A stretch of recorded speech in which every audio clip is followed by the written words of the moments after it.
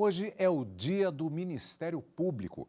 O órgão foi reconhecido pela Constituição de 1988 e é considerado o advogado do povo, defendendo os direitos da sociedade. Vamos saber um pouco mais da estrutura e da responsabilidade desta instituição na reportagem de Fernanda Porto. O Ministério Público é responsável por assegurar a proteção das demandas da sociedade, dos direitos dos cidadãos e do regime democrático. Na prática, é como se o MP fosse um advogado do povo. A instituição pública é independente, ou seja, não está vinculada a nenhum outro tipo de poder, como o judiciário, o executivo ou o legislativo. Pela Constituição Federal, cada estado brasileiro deve ter um Ministério Público para assegurar os direitos da população. O Ministério Público também atua com poder de polícia independente, podendo atribuir investigações e até mesmo executar sentenças penais. Combate ao crime organizado, contra os abusos aos idosos, às crianças e aos adolescentes estão entre as principais ações do MPF. E vamos continuar falando sobre o Dia do Ministério Público e da importância dele agora ao vivo, com o promotor Tiago Pierobon, do Ministério Público do Distrito Federal, a quem, antes de mais nada, agradeço pela presença aqui no Jornal da Justiça, primeira edição, para falarmos a respeito dessa instituição reconhecida constitucionalmente como fundamental, inclusive, para o processo democrático. Doutor, gostaria de começar perguntando a respeito da função principal do Ministério Público, talvez de uma maneira genérica, porque, na verdade, ele exerce em diversos momentos diferentes, funções diferenciadas, mas de maneira genérica. Como poderíamos definir isso? Olá, Cadu, olá aos nossos espectadores. Sim, segundo a nossa Constituição Federal, o Ministério Público ele tem a função de defender a ordem jurídica, o regime democrático e os direitos indisponíveis. Então, poderíamos simplificar dizendo que sempre que há um interesse de toda a coletividade, há um interesse relevante do Ministério Público fiscalizar aquela situação e promover o respeito à legalidade. Diríamos que o Ministério Público é esse grande elo de ligação entre a sociedade civil e os poderes constituídos. Agora, o Ministério Público, ele tem uma função de busca pela verdade em relação aos fatos jurisdicionais que estão sendo, os jurídicos que estão sendo apresentados. Como ele atua quando ele tem de defender a coletividade ou, eventualmente, também um único indivíduo? Quais os pesos que são adotados para essa situação?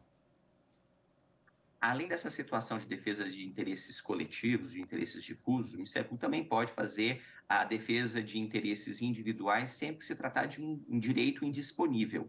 Então, normalmente as situações mais usuais são direitos de crianças, direitos de idosos, direitos de pessoas em situação de incapacidade, os indígenas também entram nessa categoria. Então, nessas situações, o Ministério Público intervém em um processo para zelar para que o interesse daquela pessoa incapaz sejam efetivamente respeitados. E além dessa situação individual, a mais ordinária é aquela de direitos difusos e coletivos. Mas é importante a gente indicar que o Ministério Público ele não atua apenas e exclusivamente perante o Poder Judiciário.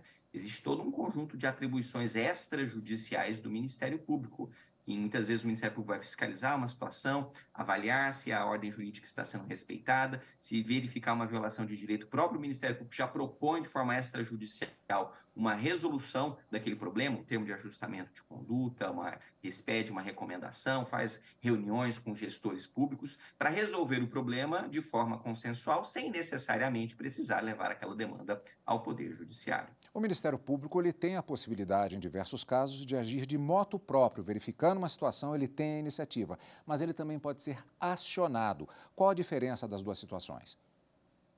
Sim, essa abertura democrática do Ministério Público, receber demandas da sociedade civil, instrumentalizar essas demandas perante os poderes constituídos, ela é muito importante. Normalmente nós temos as ouvidorias do Ministério Público que recebem essas demandas da sociedade, temos os setores de atendimento ao público, que o cidadão pode se dirigir pessoalmente ao Ministério Público, haverá ali um servidor, um membro que irá reduzir a termo as demandas daquela pessoa, e além dessa atribuição de receber demandas, o Ministério Público também tem a possibilidade, por iniciativa própria, fazer investigações, fazer inspeções, para tomar conhecimento de uma eventual violação da ordem jurídica e promover as medidas necessárias. Aliás, é importante indicar que o Supremo Tribunal Federal já reconheceu com efeito vinculante essa possibilidade de o Ministério Público realizar investigações, inclusive na seara criminal.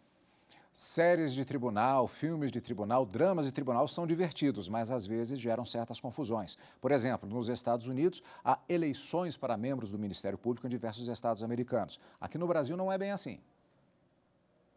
É verdade. Os membros do Ministério Público, para ingressarem na instituição, só podem fazê-lo através de concurso público de provas e títulos. Não há outra forma de alguém se tornar membro do Ministério Público no Brasil. É bem verdade que em outros países existem outras formas de investidura, como, por exemplo, eleições. Esse mecanismo assegura, ao mesmo tempo, a impessoalidade na forma da designação dos membros do MP e busca privilegiar mérito, selecionando aqueles que são os mais capazes para exercer essa tão relevante função.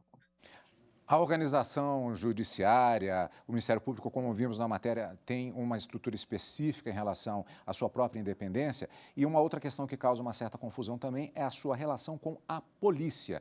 De que maneira se dá isso? Há uma polícia do Ministério Público?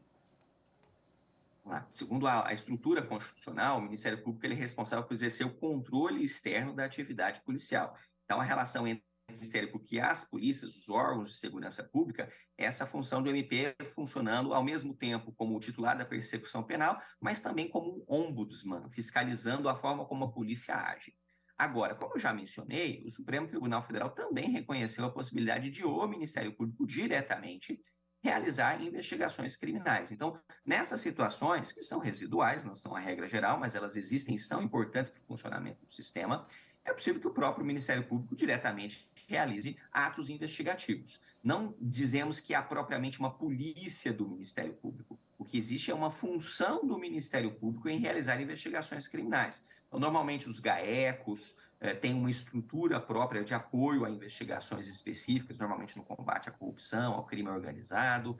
Áreas específicas do Ministério Público têm setores de diligências que localizam testemunhas, que expedem intimações, em que são realizadas oitivas de provas relevantes para o desempenho das funções do Ministério Público nas suas diversas áreas, desde infância, defesa do idoso, direitos humanos, enfrentamento ao racismo, violência doméstica contra a mulher, passando pelo júri, a área criminal, enfrentamento do tráfico de drogas. Todas essas são áreas importantes em que, eventualmente, o Ministério Público pode ser chamado a realizar uma atividade investigativa. Doutor Tiago, muito obrigado pela sua participação, salientando a força simbólica de dias de instituições como esse, exatamente para que a população reflita e saiba as informações a respeito do andamento das instituições, uma defesa do próprio processo democrático. Muito obrigado pela participação. Estou sempre à disposição. Um grande abraço. Um grande abraço.